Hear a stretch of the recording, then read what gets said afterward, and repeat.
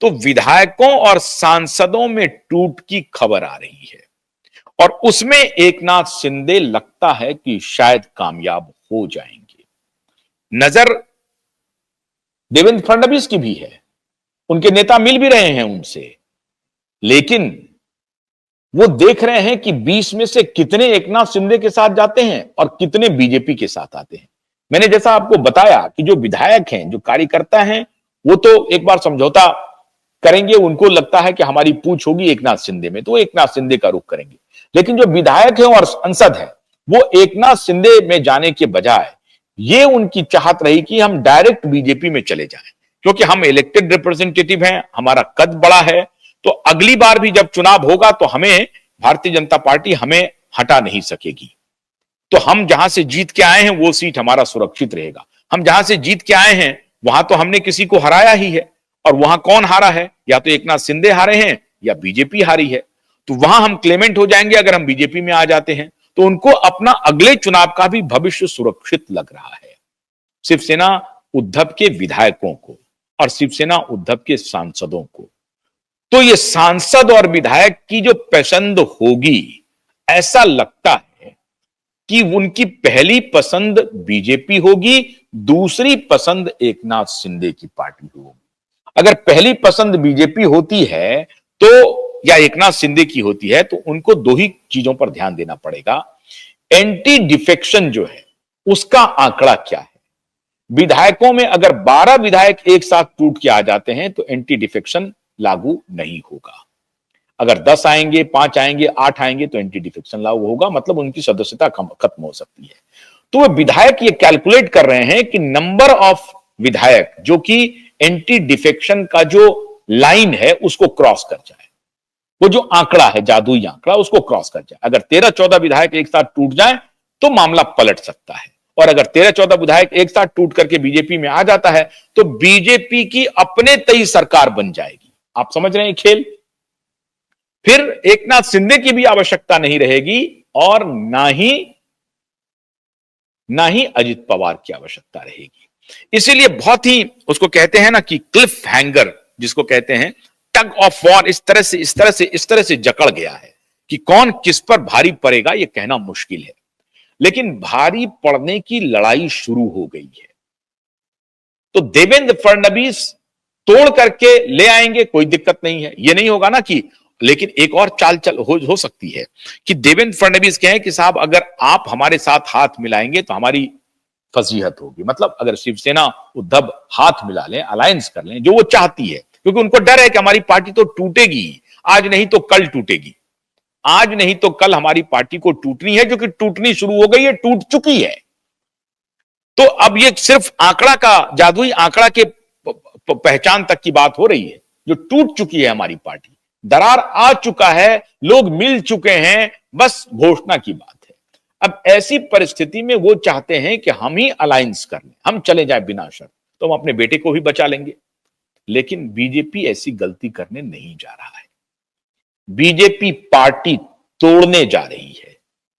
Eknath Shinde party तोड़ने जा रही है, अलायंस करने नहीं जा रही है। उद्धव ठाकरे आदित्य ठाकरे को छोड़ करके किसी को ना तो बीजेपी लेगी और ना ही एकनाथ शिंदे लेंगे। ये उनकी पार्टी को तोड़ेंगे, और जब विधायक टूटेंगे तो सांसद भी टूटेंगे। तो इनकी नजर इस बात पर है कि विधायकों को जो जादुई आंकड़ा है वहां पहुंचा करके अपने साथ लाया जाए, और सांसदों का भी जो जादुई आंकड़ा है उसको भी लाया जाए। वहां भी केंद्र में भारतीय जनता पार्टी को जरूरत है।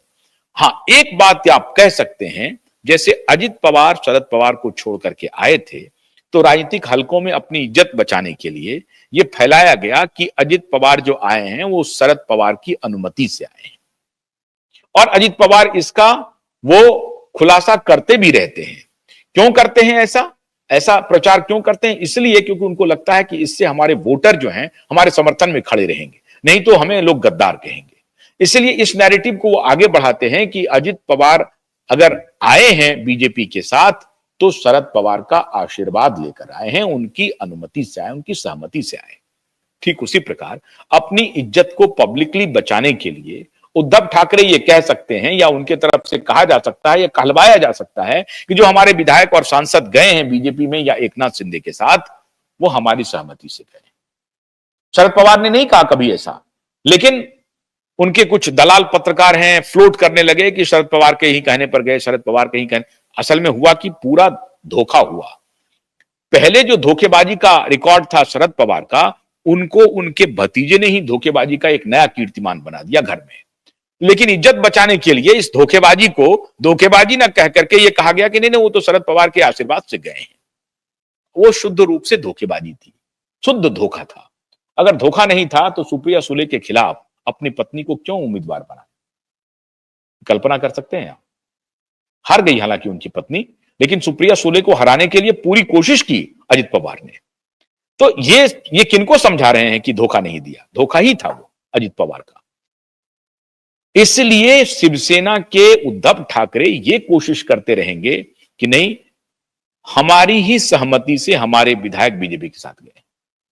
वो खुद बोलेंगे नहीं, ना बाप बोलेगा ना बेटा बोलेगा, लेकिन इस तरह के जो संजय राउत टाइप के जो नेता हैं वो कहीं कहीं कुछ इस तरह का अनर्गल बयान दे देंगे कि देखिए अंदर की बात है, छोड़िए अंदर, लाज बचाने के लिए, अपना मुंह छिपाने के लिए, अपना चेहरा छिपाने के लिए, अपनी बेइज्जती कम करवाने के लिए।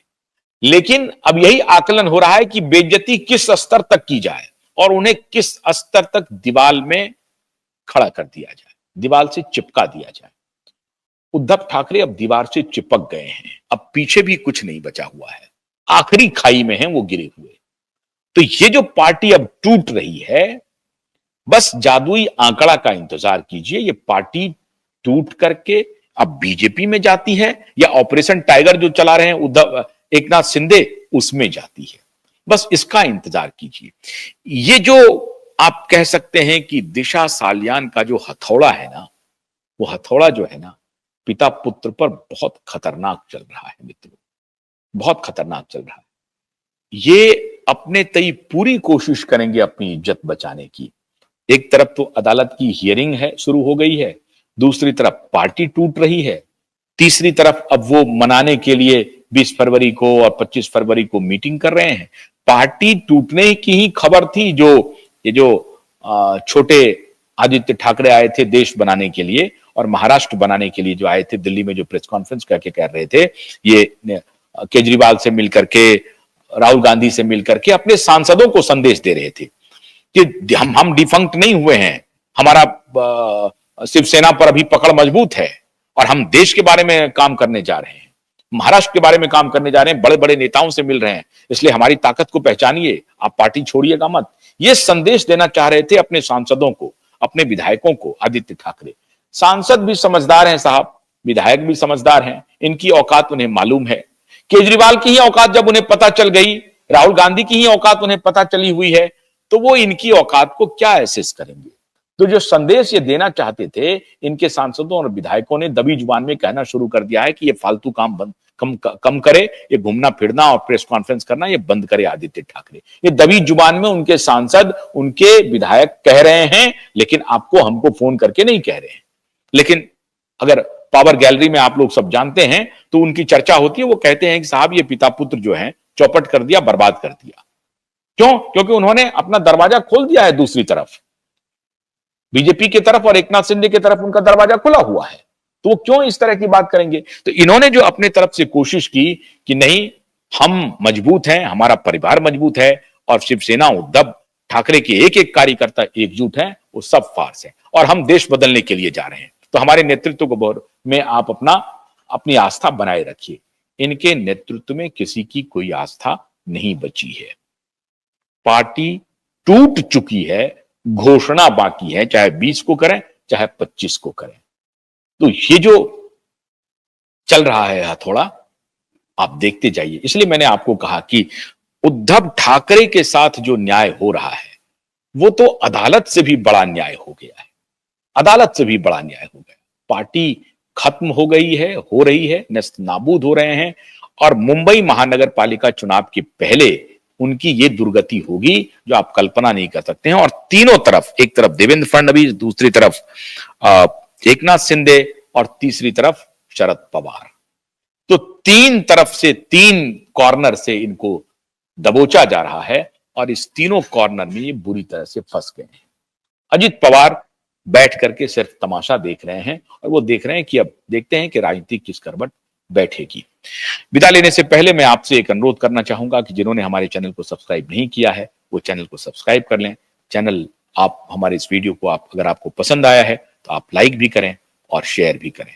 बाकी जो हमारे प्लेटफॉर्म है QYIT.in, PrakashTV.in, हमारा जो फेसबुक पेज है, हमारा जो एक्स हैंडल है, रंबल का हैंडल है, सबको आप फॉलो करेंगे तो हमारे लिए आपका ये सहयोग होगा। और अगर आप हमारे मेंबर बनते हैं तो वो भी हमारे लिए एक सहयोग होगा। तो इस आशा के साथ कि आप जरूर सब्सक्राइब करेंगे और लाइक और शेयर करेंगे। आशुतोष कन्नत दीजिए, नमस्कार।